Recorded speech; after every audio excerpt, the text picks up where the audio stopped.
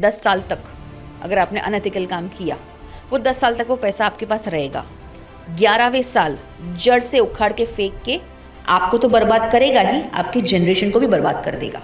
Gen Z को 100% fast result चाहिए, but मैं यही कहती हूँ ना कि उनके पास सही मेंटर्स नहीं है। And for them be a friend to them first. उनका बॉस बनने की कोशिश मत करो। अच्छे लोगों को भी मिलना एक नसीब है, तो why to limit yourself, why to see के भाई मेरे पास टाइम नहीं है। मैं तो ये बोलती हूँ एटलीस्ट पूरे साल में 2 मिनिमम ट्रेनिंग का हिस्सा बनना चाहिए आपको। वॉर के पहले एक विश कन्या आई और बोली कि मैंने आज बहुत अलग ऑब्जर्व किया, इन लोग की आंखों में लस्ट नहीं था, इन लोग की आंखों में लोनलीनेस था। हर जनरेशन का ना थॉट प्रोसेस अलग होता है, उनका बिहेवियर पैटर्न अलग होता है, उनका अंडरस्टैंडिंग अलग होता है। अगर जेनजी के साथ काम करना है ना, तो पहली बात तो प्लीज़ उनको ऑर्डर मत दो। सबसे बड़ा रेड फ्लैग, अगर ये इंसान बोल रहा है मैं जो बोलूँ ऐसा ही होना चाहिए, ये मैं अगर आ गया ना, ईगो भाई बिग रेड फ्लैग।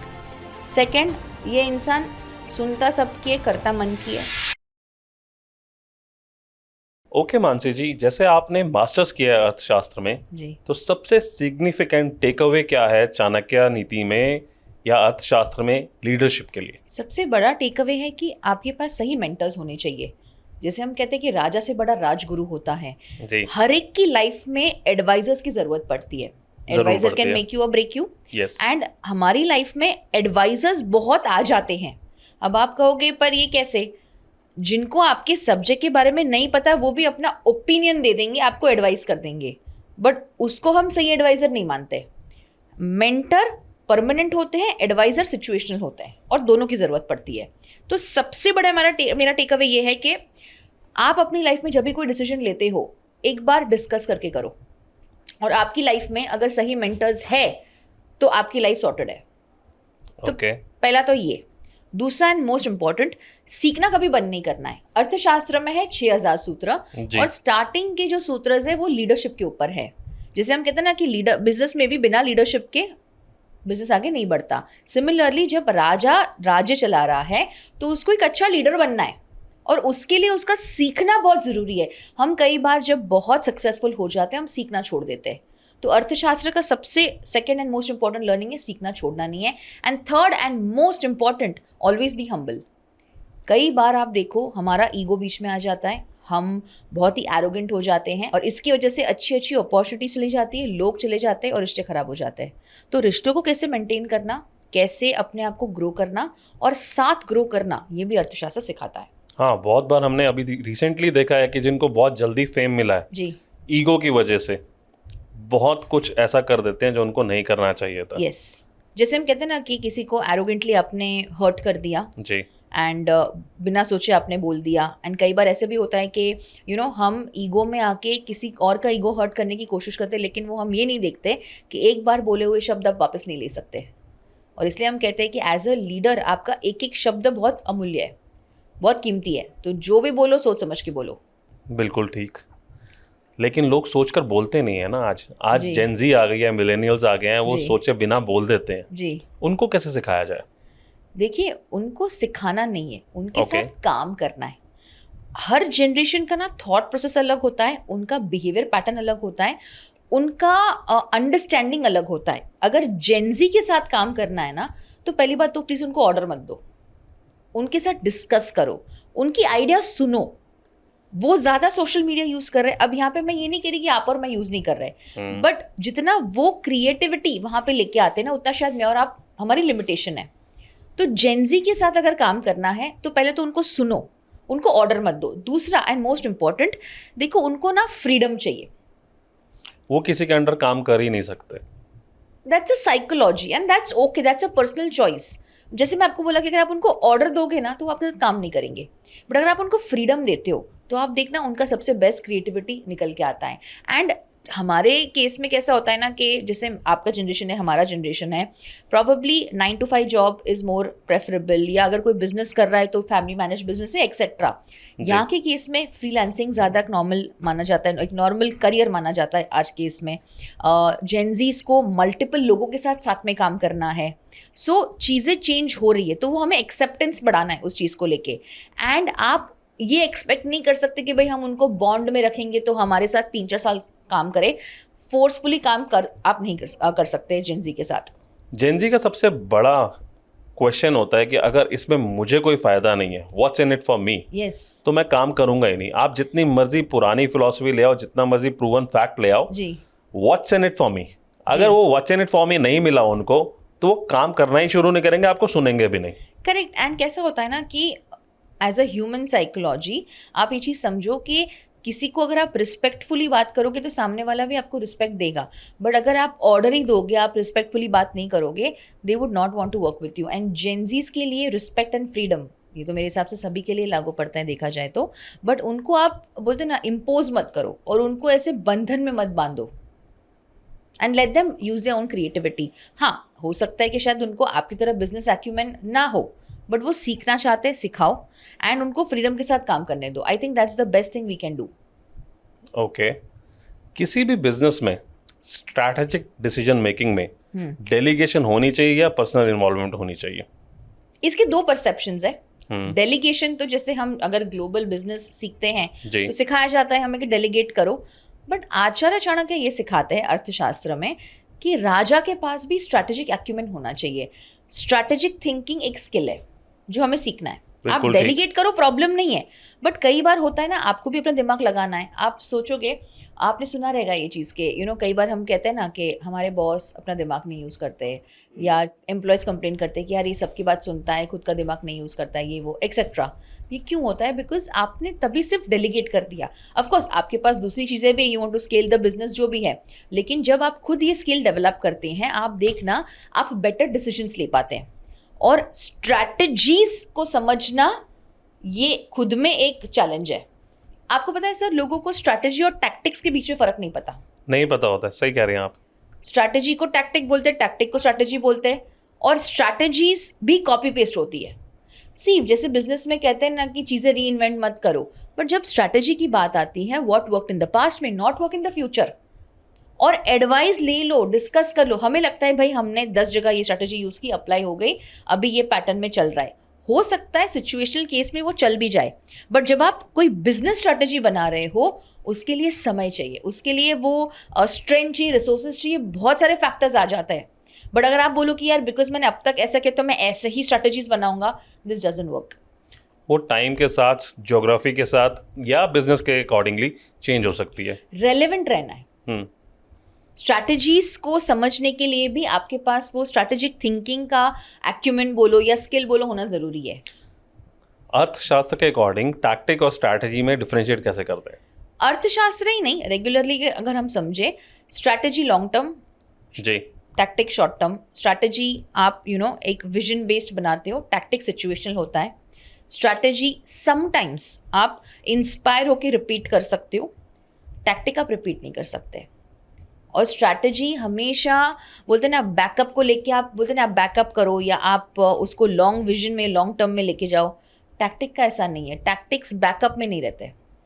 स्ट्रैटेजी हमेशा हमारे को लॉन्ग टर्म में हेल्पफुल रहती हैं 100%, और वो रिपीट भी की जा सकती हैं। सिचुएशनल है, यस, सिचुएशनल है, because like I said, what worked in the past may not work in the future. इसके लिए स्ट्रैटेजिस्ट की ज़रूरत है। इसके लिए खुद एज अ राजा, एज अ लीडर, आपको भी स्ट्रैटेजिक थिंकिंग डेवलप करना है। जैसे एग्जाम्पल हम कहते हैं कि if you want to develop your strategy, सबसे पहले आपका ऑब्जर्वेशन स्किल स्ट्रॉन्ग करो। ऑब्जर्वेशन स्किल अगर आपका स्ट्रॉन्ग है ना, तो वो आप प्लस पॉइंट में हो। क्यों? बिकॉज आपको वो चीज़ें समझ में आती, दिखाई देती है जो बाकी शायद लोग नहीं देख पा रहे और उस लेवल पे सोच नहीं पा रहे। Acharya Chanakya had great observation skills. लोग मतलब वही शौक होते थे कि यार इन्होंने कैसे ऑब्जर्व किया। तो that is one thing. Second and most important, data के बिना आपको इनसाइट और फोरसाइट डिसाइड नहीं करना है। सबसे इंपॉर्टेंट, आप बोलोगे कि डेटा तो है, इन्फॉर्मेशन है, शायद वो हाफ इन्फॉर्मेशन हो सकता है। और अगर आपको रेगुलर प्लानिंग करना है, मतलब आपको छोटा मोटा टास्क करना है तो ठीक है, but half information is dangerous. जब तक आपके पास पूरा डेटा नहीं आता, स्ट्रैटेजिक प्लानिंग नहीं करना है। And as a leader, as a visionary leader, मैं तो बोलूँ, फ्यूचर ट्रेंड्स एंड फोरसाइट आप में होना चाहिए। और ये तब आता है जब आप स्ट्रैटेजिक थिंकिंग को अप्लाई करते हो। और उससे भी पहले अगर आपके पास सही मेंटर्स हैं जिनको सही में आता है कि स्ट्रैटेजी कैसे बनाई जाती है। हर बार डेटा लगता ही है, हर बार शायद रिसोर्सेज लगते ही हैं, अगेन सिचुएशनल। मतलब चाणक्य के टाइम से भी हम डेटा बेस्ड डिसीजन लेते रहे हैं 100%, और आज भी वही वैलिड है 100%। बट डेटा का क्वांटिटी बदल गया, उसका क्वांटम बहुत ज्यादा हो गया आज की डेट में। उस जमाने में टेक्नोलॉजी नहीं था ना जी, लोग थे तो स्पाइस हुआ करते थे, वुमेन स्पाइस हुआ करते थे, और Acharya Chanakya used to always verify the data. हम क्या करते, गूगल सर्च कर दिया हमने, डेटा जो मिल गया बस उसको मान लिया, ना कभी हमने वेरीफाई किया। ये सबसे बड़ी प्रॉब्लम आ रही है स्पेशली एआई में। yes. कि जो वो डेटा देता है वो गलत भी हो सकता है, हम उसको वेरीफाई नहीं करते। इसलिए हमें एक्सपर्ट्स की ज़रूरत है। इसलिए हम कहते हैं ना कि एक दिन डिसीजन लेट लो चलेगा। Again I am not saying कि हर बार लेट करना है, वरना लोग बोलेंगे आपने पॉडकास्ट में ये बोला था। मैं कॉन्टेक्स्ट ये देना चाहती हूँ कि हो सकता है कि भाई आपने थोड़ा समय लिया रिसर्च के लिए, आपने चीज़ें वेरीफाई की, उसके बाद आप कंक्लूजन पे आए। लेकिन हम क्या करते ना, सीधा जो हमें मिला मान के आगे चलते, एंड बिकॉज मेजॉरिटी ने वो चीज़ बोली हम उसको एक्सेप्ट कर लेते हैं। स्ट्रैटेजी में एक छोटी गलती और आपका पूरा एम्पायर बर्बाद हो सकता है, आपका रेप्यूटेशन जा सकता है। तो हम क्यों वो रिस्क ले रहे हैं? और उससे भी पहले अगर आपको बेसिक स्ट्रैटेजिक थिंकिंग के क्लासेस लेने भी पड़े या सीखना भी पड़े, कोई शर्म नहीं उसमें। लोग कहते हैं यार हम तो इतने साल से बिजनेस कर रहे हैं, हम क्यों सीखें? अरे गलत तरीके से अगर कर रहे थे तो अभी उसको सही तरीके से करना है, उसके लिए सीखना पड़ेगा। इसलिए मैंने सेकंड पॉइंट आपको बोला था अर्थशास्त्र का भी, कि सबसे बड़ा टेक अवे सीखना बंद नहीं करना है। मे बी अगर आप लॉन्ग टर्म सोच रहे थे आपके विजन को लेके, लेकिन आप शॉर्ट टर्म स्ट्रैटेजी अप्लाई कर रहे थे, तो कैसे रिजल्ट मिलेगा? बिल्कुल सही कह रहे हैं। मतलब हमारे को लीडर्स को भी हमेशा लर्निंग साइड पर रहना चाहिए और अपने डिसीजन हमेशा 100% एक्यूरेट होने चाहिए। हमें ध्यान रखना है कि जो डेटा, जो इन्फॉर्मेशन हमारे पास है वो एक्यूरेट है। वेरीफाई करो एक्सपर्ट्स के पास, 2 एक्सपर्ट्स के साथ मिनिमम उसके साथ वार्तालाप करो। क्या होगा इससे पता है? एक तो आपका कॉन्फिडेंस बढ़ेगा, दूसरा आप में वो पेशेंस बढ़ेगा कि ठीक है इम्पल्स डिसीजंस नहीं लेने। हम इम्पल्सिव हो जाते कि अब मेरे पास बहुत रिसोर्सेज है, चलो डिसीजन ले लो, नहीं। एंड सबसे important, you will be on a safer side. कल जाके कुछ भी गड़बड़ हुआ, आपके पास प्रूफ है ना कि भाई ये डेटा है मेरे पास, और ये 2 एक्सपर्ट्स थे जिनकी मैंने एडवाइस ली थी, और ऑफ कोर्स क्वालिफाइड एक्सपर्ट्स। ऐसा नहीं कि वो लोग ने सिर्फ ऑनलाइन कोई कोर्सेज किए और खुद को एक्सपर्ट मान रहे हैं। That is not what we call experts.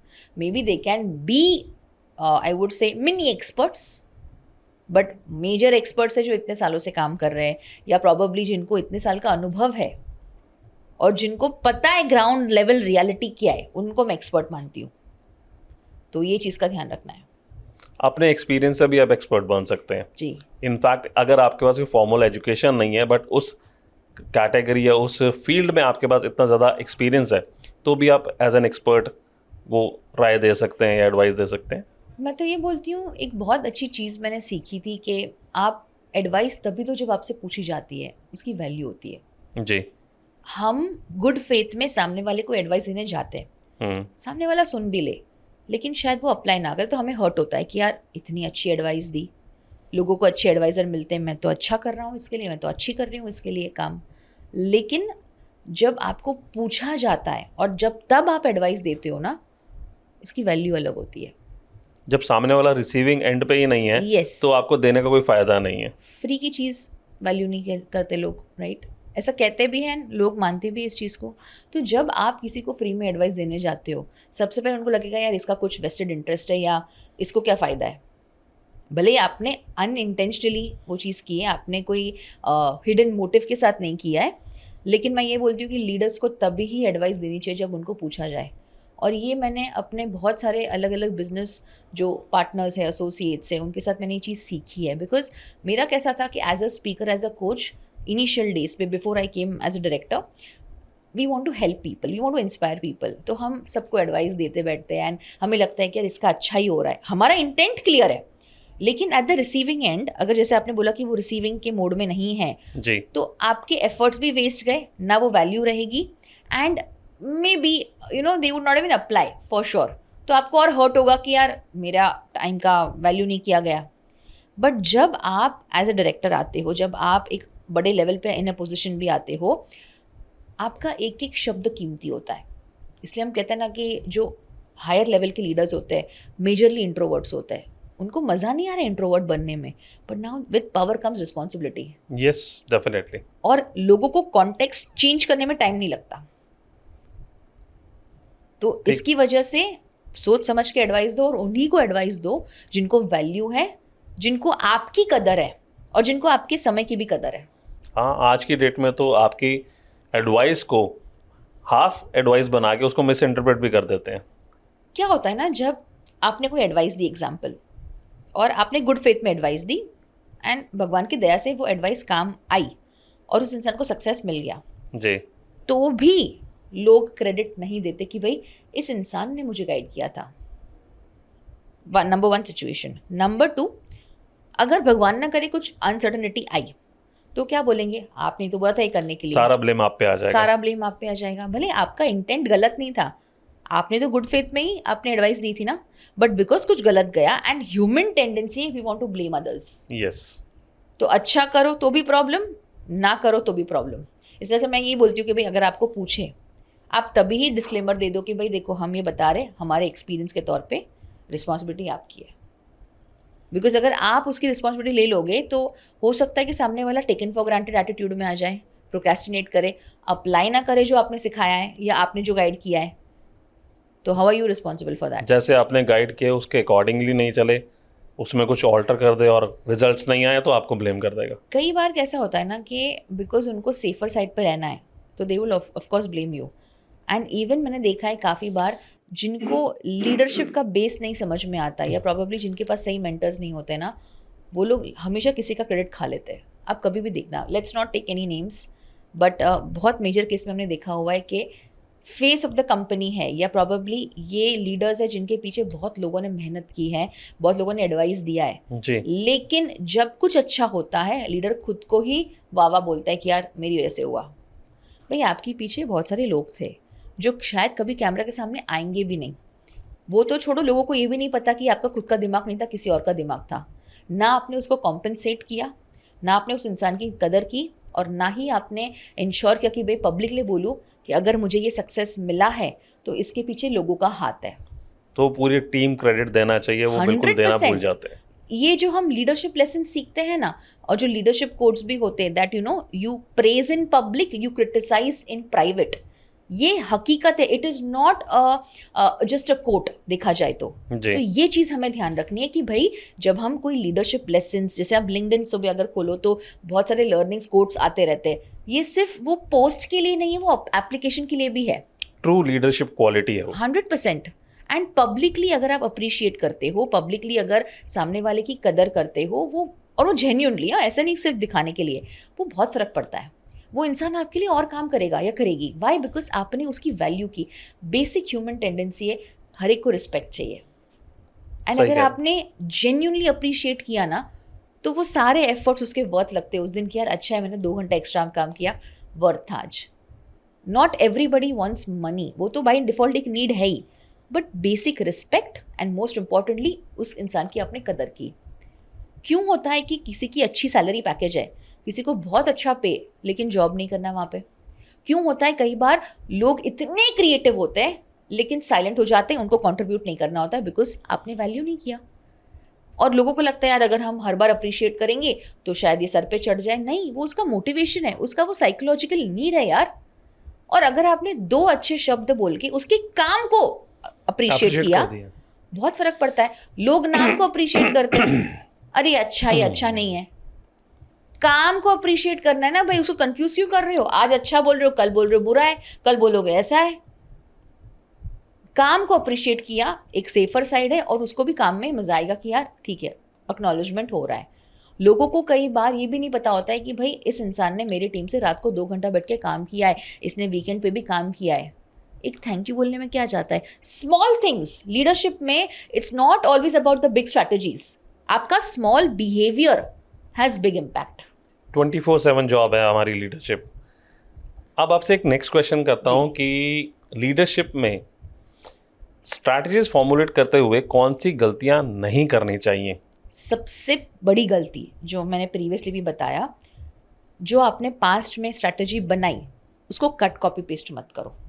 Okay, inspiration ले सकते हो, मे बी 80-20 रूल, वो भी अगेन मैं बोल रही हूँ सिचुएशनल है। Second and most important, please have people on board who can guide you. Board of directors भी होते हैं, बोर्ड ऑफ एडवाइजर्स भी होते हैं, कंसल्टेंट्स भी होते हैं। लोगों की एडवाइस लो। कभी भी आपका ईगो बीच में नहीं आना चाहिए कि भाई मैंने हर टाइम मैंने डिसीजन लिया तो मैं डिसाइड करूंगा क्या करना चाहिए क्या नहीं करना चाहिए। नहीं, जहाँ पे आपको आपका दिमाग नहीं यूज़ करना है मत यूज़ करो। अब आप बोलोगे लेकिन मानसी आपने तो बोला ना कि राजा को तो स्ट्रैटेजी थिंकिंग सीखना चाहिए। 100% सीखना चाहिए, बट अगर एग्जाम्पल जो फील्ड में मेरी एक्सपर्टीज़ नहीं है मैं अपना दिमाग क्यों लगाऊँ, राइट? जो फील्ड में मेरी एक्सपर्टीज़ नहीं है मैं अपना दिमाग क्यों लगाऊँ? एक्सपर्ट्स की बात सुनो, और वो जो जेन्युइन एक्सपर्ट्स है। जब ये चीज़ आप करते हो बहुत फ़र्क पड़ता है। क्यों? क्योंकि आपको पता है कि भाई एक एक्सपर्ट ने एडवाइस दी है और आपको अनुभव है उस एक्सपर्ट के साथ, तो आप सही रास्ते पे जाओगे। कई बार लोग अपना दिमाग यूज़ करते हैं और फिर बोलते स्ट्रैटेजी फेल हुई और बिजनेस बंद कर देते, स्टार्टअप बंद कर देते हैं। किसकी गलती थी इसमें? Third and most important, strategy और टैक्टिक का फ़र्क समझो। मैं तो ये कहती हूँ जितने भी कंपनीज फेल हुई है ना, उन फेल्ड कंपनीज का केस स्टडी लेके पढ़ाई करो।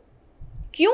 हम पढ़ते हैं कि भाई सक्सेसफुल कंपनी कैसे आगे बढ़ती है, फेल क्यों हुई उसका डेटा निकालो, उसके रिसर्च पॉइंट्स निकालो, आपको बहुत सीखने मिलता है। आपको ये समझ में आता है क्या नहीं करना है, एग्जैक्टली आप क्या फेलियर से करना समझ है सकते वो हैं। पता है। यस, एंड सब लोग जैसे सक्सेस हैंडल नहीं कर सकते वैसे फेलियर भी हैंडल नहीं कर सकते। दोनों हैंडल करना लीडर को आना चाहिए, तो ये सबसे इंपॉर्टेंट है। According to Chanakya, what are some underrated skills जो कि बहुत क्रूशियल हैं सक्सेस के लिए लेकिन उनको इंपॉर्टेंट नहीं माना जाता? सबसे पहले लर्निंग स्किल। अब आप बोलोगे लेकिन सबको नहीं सीखना है। लीडर हमेशा लाइफ लॉन्ग लर्नर ही होता है, और जिस दिन आपने सीखना बंद कर दिया समझ लो आपका या तो डाउनफॉल होगा और या तो आपका ईगो इतना बढ़ जाएगा कि फिर everything will be delusional for you. आपकी ग्रोथ रुक जाएगी, ग्रोथ ही रुक जाएगी 100%। आप रेलेवेंट रहोगे ही नहीं। अगर कोई बोलता है मैंने ट्रेडिशनल बिजनेस इतने सालों तक किया, अब उसको टेक्नोलॉजी इंटीग्रेट करना ही है ना। जब तक वो टेक्नोलॉजी इंटीग्रेट ना करे कैसे आगे बढ़ेगा? मैं ये नहीं कह रही कि आपको टेक्निकल जाना है। अब एग्जाम्पल, काफ़ी बिजनेसेस ऑफलाइन बहुत पॉपुलर है लेकिन ऑनलाइन प्रेजेंस कम है। Higher a social media expert, content create करो। मैं ये नहीं कह रही हर एक को कैमरा के सामने आना है, आओगे तो सबसे बेस्ट आपके बिजनेस के लिए ही है, लेकिन रेलेवेंट रहने के लिए कुछ चीज़ें आपको अडेप्ट करनी पड़ती है। अडेप्टेबिलिटी भी एक स्किल है। एग्जैक्टली। अगर आप अडेप्टेबल नहीं हो तो आप रिजिड रहोगे, आप रेलेवेंट नहीं रहोगे, आप मार्केट से गायब होना शुरू कर दोगे। Then people will come and replace you. इसलिए हम कहते हैं ना कि rigid can always be replaceable. आपको फ्लेक्सिबल होना बहुत जरूरी है, पर उसके लिए माइंडसेट भी तो चाहिए ना सर वैसा। सो इसलिए हम कहते हैं third and most important, have a reset mindset. हम ग्रोथ और फिक्स्ड माइंडसेट की बात करते हैं, जिसका रीसेट माइंडसेट होता है ना वो इंसान ज़्यादा फटाफट आगे बढ़ सकता है। जब भी कोई गलती हुई है, जब भी कहीं पर आपको स्टॉप मिल गया आगे, आप वहाँ पे अपना माइंड रीसेट करो और नए तरीके से सोचना शुरू कर दो। बहुत फ़र्क पड़ता है। And fourth and most important, observation skills. जैसे मैंने आपको बताया आचार्य चाणक्य, उनका ऑब्जर्वेशन स्किल अनमैचेबल था कि कई बार हम सोच भी नहीं सकते कि यार ये तो हमने नोटिस किया नहीं था। नोटिस करना और ऑब्जर्व करना थिन लाइन है, फ़र्क है। और ऑब्जर्वेशन स्किल जिस लीडर का भी स्ट्रांग होता है ना, ये लीडर अलग लेवल पे आगे बढ़ता है या बढ़ती है। क्यों? बिकॉज आपका एक तो वो स्किल स्ट्रांग हो गया, आपका इनसाइट वैसे डेवलप होता है, और जिस तरीके से आप चीज़ों को ऑब्जर्व करते हो वो भी बहुत अलग होता है। इसलिए हम कहते हैं कि भाई ये सारी चीज़ें अगर आपने बेसिक्स भी आपके स्ट्रांग कर दिए ना, you are good to go. एक लीडर की फॉर्मल लीडरशिप ट्रेनिंग होनी चाहिए, और क्या उसमें ये सब कुछ इंक्लूडेड होता है? मैं तो ये कहती हूँ कि लीडर बनने के बाद भी आपको ट्रेनिंग लेनी चाहिए। जैसे एग्जाम्पल, आज से लेके 10 साल पहले लीडरशिप अलग था जी, आज अलग है। आज डिजिटल लीडरशिप भी आ गया है। एग्जैक्टली। मोस्ट इंपॉर्टेंट, आज से 10 साल पहले या 20 साल पहले जिस तरीके से आप लोगों से काम करवाते थे वो अलग था, आज अलग। जैसे आपने मुझे जेनजी की बात पूछी, राइट? जनरेशन चेंज हो रहा है, माइंडसेट चेंज हो रहा है, लोगों का बिहेवियर पैटर्न चेंज हो रहा है, बट जो हमेशा रहेगा कॉमन वो है ह्यूमन साइकोलॉजी। तो जब आप चीज़ें सीखते हो, आप अपने आप को डेवलप करते हो, आपके बिहेवियर में भी फर्क आता है, आपके सोचने में भी फर्क आता है, and you are relevant. Leadership की ट्रेनिंग उसी को सफल, मतलब मैं ये कह सकती हूँ लीडरशिप की ट्रेनिंग उसी को सफलता दिलाती है जो इंसान जेन्युइनली लीडरशिप सीखना चाहता है। अगर आप बोलते हो कि भाई आज मुझे ये पावर पोजीशन मिल गया, मुझे सीखने की क्या ज़रूरत है, रेड फ्लैग। और कोई भी बिजनेस बिना लीडरशिप के आगे बढ़ ही नहीं सकता। और आप देखना, कई बार बिजनेस का आइडिया या सर्विस बहुत अच्छा है, लेकिन जब आप उनकी टीम को देखो, मोटिवेशन नहीं है, टीम स्टेबल नहीं होती है, टीम सस्टेन नहीं होती है, टीम छोड़ के जा रही है, it's a reflection of bad leadership. और अगर लीडर सही ना हो तो टीम भी सही नहीं रहने वाली। हम टीम को ब्लेम कर देते इजीली, बिना सोचे कि भाई लीडर की भी तो गलती है। जैसे एग्जांपल, अगर मैं कोई कंपनी में ट्रेनिंग देने जाती हूँ या कोचिंग देने जाती हूँ, मुझे दोनों को सिखाना है। अब लोग कहते हैं वहाँ पे हमारे बजट्स नहीं है। ओके, आपने मुझे एग्जांपल दे दिया, मुझे एक्सक्यूज दे दिया, लेकिन अगर आप ही नहीं सीखोगे तो आप कौन से हक से बोल रहे हो कि हमारी टीम को सिखाओ? और टीम क्या बोलेगी, सर खुद नहीं करे, हमें बिठा रहे हैं, एंड बिकॉज ऑफकोर्स सैलरीज मिल रही है तो they have to do it. But अगर आप ऐसे बोलो कि चलो हम आज साथ मिलके सीखेंगे, डोंट यू थिंक फर्क पड़ेगा? आपका अच्छा रैपो बिल्ड होगा, they'll get to spend time with you. Most important, उनको लगेगा ना यार सर भी बैठे ना, हम भी बैठेंगे, हम भी सीखेंगे। और क्या पता आपको वहाँ से कुछ अच्छे आइडियाज आ जाए। लर्निंग का ब्यूटी ये है ना कि आपको नहीं पता कब कौन सी लर्निंग आपको इंस्पायर करे, आपके लिए एक गेम चेंजर बन जाए। हम कहते हैं ना कि यार हमने सोचा नहीं था कि हम यहाँ पे मिलेंगे ये इवेंट में, साथ में आज को फाउंडर्स बन गए, ऐसा भी केस होता है। कई बार होता है ना कि यार ये अच्छे मेरे मित्र बन गए। कुछ अच्छे लोगों को भी मिलना एक नसीब है। तो why to limit yourself, why to see के भाई मेरे पास टाइम नहीं है। मैं तो ये बोलती हूँ एटलीस्ट पूरे साल में 2 मिनिमम ट्रेनिंग का हिस्सा बनना चाहिए आपको। आई एम नॉट सेइंग कि हर बार हर महीने आप ट्रैवल करो ट्रेनिंग के लिए, मे बी आपका शेड्यूल नहीं अलाउ करता रहेगा, सिचुएशनल है। बट 2 अलग ट्रेनिंग, जहाँ पे एक सबसे पहले जो रेगुलर सेशंस होते रहते हैं और एक जो स्पेशलाइजेशन, फैमिली मैनेज बिजनेस के सेशंस होते हैं, स्ट्रैटेजिक डेवलपमेंट के सेशंस होते हैं। यहाँ तक कि आपने देखना कि जितने भी ग्लोबल लीडर्स होते हैं ना, वो साल में एक बार मिलते हैं कोई अलग जगह पे, और वो 6-7 दिन तक काम नहीं करते, स्ट्रैटेजिक थिंकिंग करते, आइडियाज़ डिस्कस करते हैं। आपने सुना होगा कितने ऐसे एंटरप्रेन्योर्स है बड़े लेवल के जो ये करते हैं। क्या वो पागल है? या हम ऐसे बोलेंगे कि भाई उनके पास बहुत पैसा है? पैसा भी है, टाइम भी है, लेकिन उनको पता है कि हम जो ये क्रिएटिव जोन में आएंगे ना, तो हम कुछ नया और इनोवेट कर पाएंगे, हम लेगेसी और क्रिएट कर पाएंगे, हम कुछ यूनिक कर पाएंगे। लोग ब्रेक नहीं लेते हैं काम से, लोगों को सीखना नहीं है और नेक्स्ट लेवल लीडर्स बनाने हैं, लेकिन पोटेंशियल देखने की पावर नहीं है। कितने कंपनीज में ऐसा हुआ है जहाँ पे गलत लोगों को प्रमोट किया जाता है। I am not saying promotion is wrong, but जो डिजर्विंग है उसको भी तो देखो ना। बट बिकॉज आप में वो लीडरशिप स्किल नहीं है, आप एक लीडरशिप पावर पोजिशन में हो, इसलिए गलतियाँ होती है। एंड एक्नॉलेजमेंट सबको चाहिए, अप्रिसिएशन सबको चाहिए, बट अगर हम सिर्फ बायस बिहेवियर रखें तो वो बिजनेस ग्रो नहीं करता है। अगर प्रॉपर बिजनेस ट्रेनिंग हुई होती लीडरशिप की तो ये गलतियां नहीं होंगी 100%। और जैसे आपने बोला कि ग्लोबल लीडर्स जब स्पेशल मीटिंग्स पे मिलते हैं या कोई एक हफ्ते का ऑफ लेकर, जी, they create an extraordinary think tank. वहां पर वो स्ट्रैटेजीज निकालते हैं, वो चीज निकालते हैं जो आप इमेजिन भी नहीं कर सकते। एंड द बेस्ट पार्ट, ये लोग सब अलग फील्ड के जी, ये कोई सेम फील्ड के नहीं रहते। हमें लगता है यार ये तो राइवल्स होंगे, कॉम्पिटिटर्स होंगे, वो काम के लिए, otherwise off camera they are very good friends, they discuss ideas. इसलिए हम कहते हैं ना जो दिखता है वो बिकता है, पर मैं तो बोलती हूँ कि कई बार जो दिखता है वो सच नहीं भी होता है। हम अभी जेनजी की बात कर रहे थे, हमने कहा रेड फ्लैग्स होते हैं, ग्रीन फ्लैग्स होते हैं।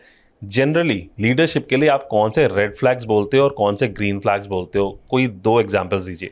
ओके, मैं एग्जांपल से ज़्यादा मैं आपको ट्रायड्स बताना चाहूँगी कि अगर आपको ये ऑब्जर्व और बेटर है। हाँ जी, तो it's a clear cut red flag, green flag, because हम किसी एक का नाम लेके इट वोंट बी फेयर।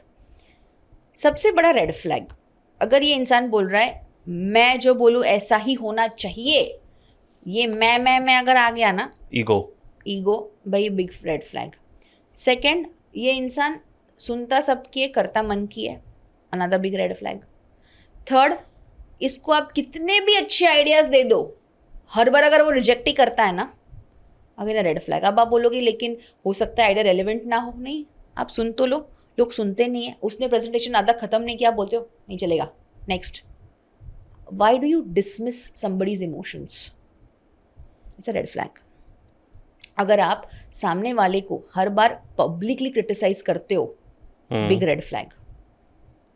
आपको कोई सामने से डांटे पब्लिकली, अच्छा लगेगा आपको? कभी नहीं, किसी को भी नहीं लगेगा। किसी को भी नहीं। तो आपका क्या हक है आप किसी और को ऐसे डांटो? बिकॉज आपको दिखाना है मैं बॉस हूं ना, हम ऐसा कर सकते हैं, बिग रेड फ्लैग। अगर कोई ऐसा कहता है कि मैं ना मुझे जिसके साथ काम करना है उसके साथ ही काम करूँगा या करूँगी, बिग रेड फ्लैग। किसी का टैलेंट है, पोटेंशियल है, एक मौका तो दो उस इंसान को काम करने के लिए। मैं ये नहीं कह रही कि तुरंत हायर कर दो, बट क्यों हम अपनी मूड्स के हिसाब से चीज़ें करते हैं। मूड आया तो डांट देंगे, मूड आया तो अप्रिशिएट कर देंगे। कई बार होता है ना, कंपनीज वाले एम्प्लॉयज़ हमें कहते हैं कि मैम बॉस के मूड पे अगर हमें काम करने देंगे कि नहीं, या पता नहीं हमें, मतलब जाके बोलो ये प्रॉब्लम है। नहीं, उनका मूड आज ठीक नहीं है। They are so concerned. और जब अगर कोई एम्प्लॉय काम ठीक से ना कर पाए because of XYZ reasons, personal problems या जो भी कुछ है, सीधा बॉस आके चिल्लाता है तो काम नहीं कर रहा है, कर नहीं रही है, प्रोडक्टिव नहीं है, जो भी है। आपका मूड सब संभाल ले, लेकिन जब कोई पर्सनली कुछ इशू है किसी का, तो आप में वो एम्पैथी नहीं आती है। सबसे बड़ा रेड फ्लैग। कम्युनिकेट नहीं कर पाते लोग कि यार सर मुझे ये प्रॉब्लम है, sir I think this is what things have to be. इसलिए अर्थशास्त्र में चाणक्य ये कहते हैं, आपके पास ऐसा अमात्य होना चाहिए जो आपके लिए क्या सच है या आपके लिए क्या आपके हित में है, वो आपको बोले बिना डरे। कई बार सबसे बेस्ट लीडर्स भी साइलेंट हो जाते हैं। क्यों? बिकॉज आपने उसकी बात नहीं सुनी। और जब इमरजेंसी सिचुएशन आ जाती है, तब आपको लगता है यार इसकी बात सुननी चाहिए थी। मतलब मैं तो एक बुक लिख सकती हूँ, leadership red flag, green flag. Green flag पे आते हैं। ग्रीन फ्लैग्स बताइए। हाँ, ठीक है। सबसे बड़ा ग्रीन फ्लैग ये है कि ये इंसान ना सबकी रिस्पेक्ट करता है। okay. या करती है, सबसे बड़ा ग्रीन फ्लैग। सेकंड, ये इंसान ना कभी भी आपको डेजिग्नेशन से जज नहीं करते, but they have humanity. Third and most important, ये इंसान ना जेन्युइनली लोगों को हेल्प करता है या करती है, लोगों को एडवाइस देते हैं जो उनके अच्छे के लिए हैं। Fourth and most important, adaptable है, पानी की तरह। इसको फर्क नहीं पड़ता कि आज उसके पास पावर पोजीशन है कि नहीं, वो लीडर है, लोगों को पता ही है। उसको वो पावर की बोलते ना लालसा नहीं है कि भाई अगर पावर पोजीशन होगा तो ही मैं काम करूँगा या करूँगी। नेक्स्ट एंड मोस्ट इंपॉर्टेंट, इसका सीखने की क्षमता, सीखना, रीडिंग करना, लोगों से मिलना, ये बहुत सारे अंडररेटेड ग्रीन फ्लैग्स है। क्योंकि जो इंसान सीखता है ना, वो आगे बढ़ता है और उसको परसेप्शंस की वैल्यू समझ में आती है। हम कहते हैं ना कि यार सुन लो, अलग पर्सपेक्टिव मिल रहा है, बट जो सीखता नहीं है ना, उसको परसेप्शन समझेगा ही नहीं। तो एक तो ये। उसके बाद जिनके पास अच्छे गुरु है, जिनके पास अच्छे मेंटर्स हैं, मैं इनको भी ग्रीन फ्लैग कहूँगी। बिकॉज एक चीज़ हमें समझ में आती है, ये खुद का दिमाग यूज़ नहीं कर रहा है, बट ही वैल्यूज और she values other people. And life में सही एडवाइजर्स, मेंटर मिलना सबसे इंपॉर्टेंट है। तो ये कुछ ग्रीन फ्लैग्स है। वेरी नाइस जी, बहुत बड़ा इंसाइट था हमारे लिए भी और ऑडियंस के लिए भी, होपफुली। ओके, जेनजी की एक और प्रॉब्लम या बोलूंगा कि इच्छा, जी, क्विक रिजल्ट्स। जी इसको अर्थशास्त्र में कैसे डिफाइन किया गया कि हम क्विक रिजल्ट्स के पीछे जाएं या लॉन्ग टर्म सस्टेनेबिलिटी ज़रूरी है ज़्यादा? Long term sustainability any time. देखो, क्विक रिजल्ट सस्टेन नहीं करता, एंड जेनजी को 100% फास्ट रिजल्ट चाहिए। बट मैं यही कहती हूँ ना कि उनके पास सही मेंटर्स नहीं है। And for them, be a friend to them first. उनका बॉस बनने की कोशिश मत करो, ऑर्डर्स मत दो। जब आप शॉर्टकट लेते हो तो वो शॉर्ट टर्म गेन्स ही होता है, और जो एंटरप्रेन्योर होता है या जो विजनरी होता है वो शॉर्ट टर्म नहीं सोचता है। पहली बात तो ये। जेनजी ऑफकोर्स क्विक रिजल्ट्स चाहते हैं। वाई? बिकॉज फॉर देम वो लॉन्ग टर्म पेशेंस ये सब नहीं समझ में आता, एंड है तो भी they don't want to do it, and that's okay, again a personal choice. But मैं यही कहूँगी, be their friend and not their boss, and try to make them understand in a very good manner. ऐसा नहीं कि भाई ऐसा थोड़ी होता है, हम उनके भी आइडियाज़ डिसमिस कर देते हैं। आप देखो कितने कंपनीज में जेनजीज एज इंटर्न्स आते हैं, बट वो सस्टेन नहीं करते। क्यों? गलती जेनजी की नहीं, गलती है कि आपने उसको मोल्ड नहीं किया। एंड कई बार अच्छे अच्छे टैलेंट चले जाते हैं बिकॉज हम इग्नोरेंस में आ जाते हैं। बहुत बड़े बड़े एग्जाम्पल्स हैं हमारे पास ऐसे तो। अच्छा, ह्यूमन साइकोलॉजी की कितनी इंपॉर्टेंस है, उसको कितना अंडरस्टैंड करना चाहिए लीडर को? बहुत इंपॉर्टेंट है। मैं तो ये कहती हूँ, जैसे हम ऑनलाइन पढ़ते हैं कि any business is 80% psychology, 20% mechanics. Tony Robbins का कोट है, if I am not wrong. जब आप साइकोलॉजी समझते हो ना, आपका अप्रोच चेंज हो जाता है। एग्जाम्पल, जब मैंने साइकोलॉजी नहीं पढ़ा था, मेरा अप्रोच रोबोटिक था, सबके साथ सेम अप्रोच करना। जब मैंने साइकोलॉजी सीखा, मुझे समझा कि जब आप मेल के साथ बात करते हो, पॉइंट टू पॉइंट बात करो, जब आप फीमेल के साथ बात करते हो, डिटेल में बात करो। जब मैंने ये अप्लाई करना शुरू किया, कम्युनिकेशन इंप्रूव हुआ, कॉन्फिडेंस इंप्रूव हुआ, सेल्स इंप्रूव हुआ एंड कन्वर्जन्स इंप्रूव हुए। तो जब आप साइकोलॉजी समझते हो, सबसे इंपॉर्टेंट ये होता है ना, आपका अप्रोच चेंज होता है। Second, you are more adaptable, because आपको पता है कि अच्छा मेल के साथ बात करना है तो मेरा प्रेजेंटेशन या मेरा जो कम्युनिकेशन है वो ऐसे होना चाहिए। जब आप फीमेल के साथ बात करते हो, आप टाइम लेके बात करते हो, बिकॉज आपको बहुत सारी डिटेल देनी पड़ती है। एग्जाम्पल, जब आप फीमेल के साथ बात करते हो, how, what, when, why. Male के साथ कैसा होता है, पॉइंट टू पॉइंट, ABC, बात खत्म। बट फीमेल के साथ A के बाद B क्यों आता है, B के बाद C क्यों आता है, एग्जाम्पल वैसा। सो अप्रोच चेंज होता है। एंड मोस्ट इंपॉर्टेंट, बिजनेस में साइकोलॉजी कभी भी चेंज नहीं होती है। इसलिए कहते हैं ना 80% बिजनेस, 20% मैकेनिक्स। तो 80%, सॉरी, इसलिए कहते हैं ना कि 80% साइकोलॉजी, 20% मैकेनिक्स।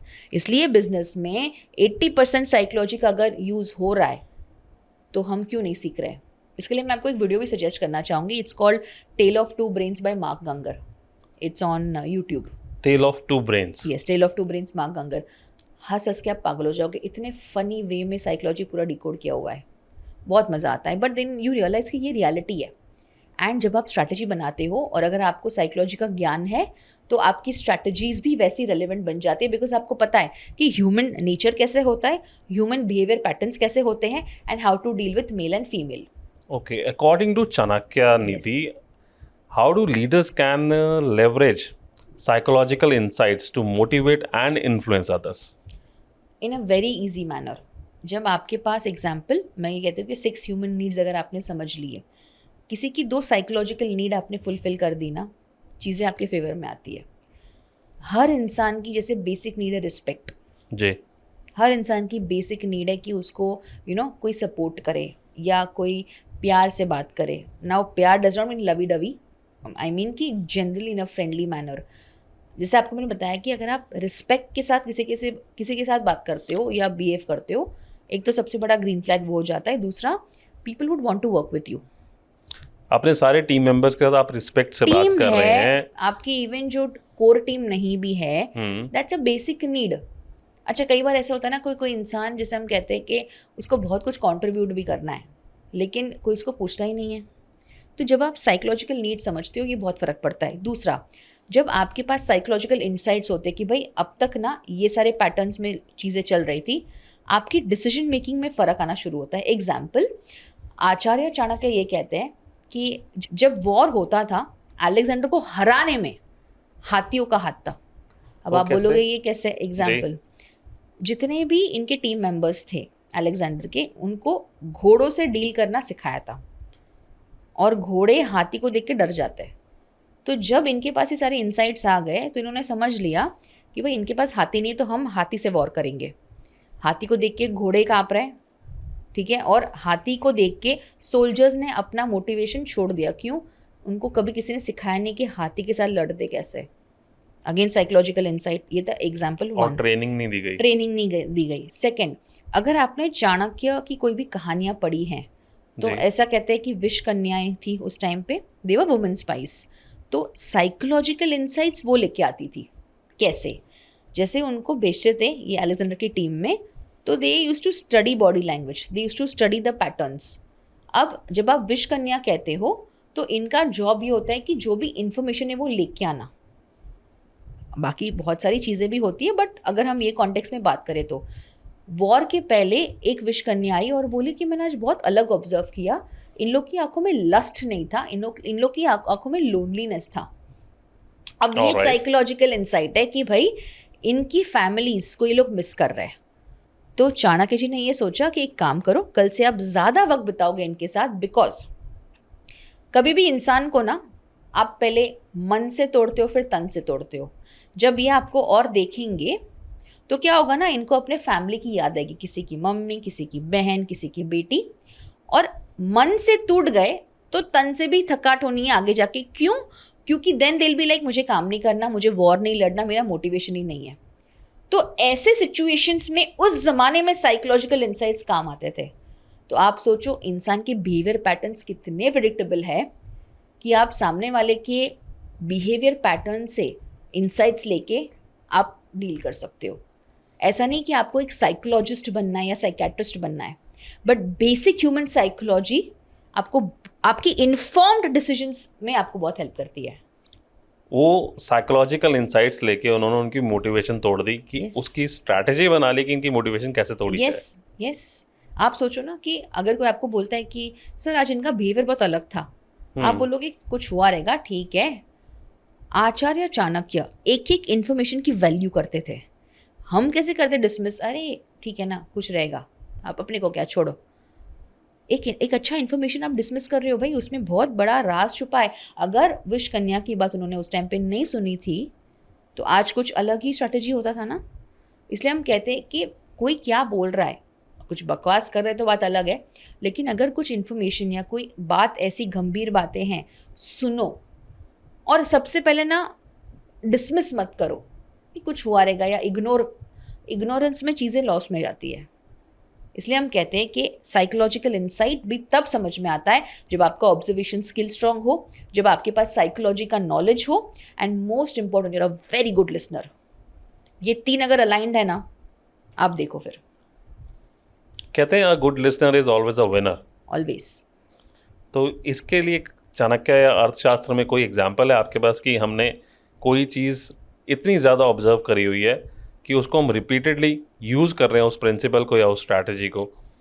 देखिए, जब आप अर्थशास्त्र की बात करते हैं, as a leader you have to be a good leader. Listening skill अगर आप डेवलप नहीं करोगे, आपका लॉस। एग्जाम्पल, धनानंद, राजा धनानंद के दरबार में बहुत सारे अच्छे अच्छे मंत्री थे, राजगुरु थे, कितने ऐसे उनके खुद के अमात्य राक्षस थे, but he was never a good listener. मतलब आप सोचो, आपके आसपास इतने वाइज लोग बैठे, आपके आसपास इतने मेच्योर लोग बैठे जो आपके हित में बात कर रहे, आपके अच्छे के लिए बात कर रहे, लेकिन आप में वो लिसनिंग पावर नहीं ना, बिकॉज आपका ईगो बीच में आ रहा है। मैं राजा हूँ तो मैं ही सब बोलूँगा, यहाँ पे लॉस है। इसलिए हम कहते हैं कि अगर ये इंसान सुन नहीं रहा है ना, मतलब नहीं है, जब गिरेगा तब अक्ल आएगी। हम कहते हैं अपने रेगुलर लैंग्वेज में या रेगुलर डिस्कशंस में। क्यों कहते हैं? बिकॉज हमें पता है कि भाई ये उसका एक रेड फ्लैग है, एंड मोस्ट इंपॉर्टेंटली अगर ये इसका पैटर्न है तो वो आगे जाके भी नहीं सुनने वाला है। Okay, in simple words, Chanakya's understanding of human nature and today's leadership theories, इन दोनों में क्या डिफरेंस है? पहली बात, ह्यूमन बिहेवियर पैटर्न्स चेंज नहीं होते जी। एंड सेकंड, इमोशंस पे अगर कंट्रोल ना हो ना, तो सबसे बड़ा डिजास्टर होता है। Acharya Chanakya never let emotions suppress him, और इसको हम ऐसे कह सकते हैं, आचार्य चाणक्य ने कभी भी इमोशंस को ओवर पावर करने दिया ही नहीं। अगर आचार्य रामायण भी, अगर मुझे चाणक्य को डिफाइन करना है तो मैं कहूँगा कि वो ऐसे डिसीजन मेकर थे जो अपने माइंड और अपने हार्ट को बिल्कुल बैलेंस करके डिसीजन ले सकते थे। Every decision. यस, उनकी लाइफ में भी ट्रेजेडी होती थी जी, but he never let those things become so aggressive कि भाई वो अपना विजन भूल जाए। इसलिए हम कहते हैं कि जब आप दुखी होते हो, जब आप मूड में नहीं होते हो, या जब आपको लगता है कि आज मुझे कुछ भी नहीं करना है काम, या पता नहीं मेरा मोटिवेशन जा रहा है, उस टाइम आपको सही गाइड कर सकते हैं। एग्जाम्पल, जब उनके पेरेंट्स की डेथ हो गई तब उनके टीचर्स ने उनको समझाया था कि आपका जो ये गुस्सा है ना, ये बराबर है, वैलिड है, लेकिन ये इतना रिवेंज मत ले लेना कि भाई देन आप अपना विजन से आप हट जाओ। जैसे एग्जाम्पल, उनको बोला था कि आपको भारतवर्ष, आपको भारत निर्माण करना है, ठीक है, you want Bharat to be a better nation, तो अगर आप अपने गुस्से में रिवेंज में आ जाओगे तो you will lose your focus.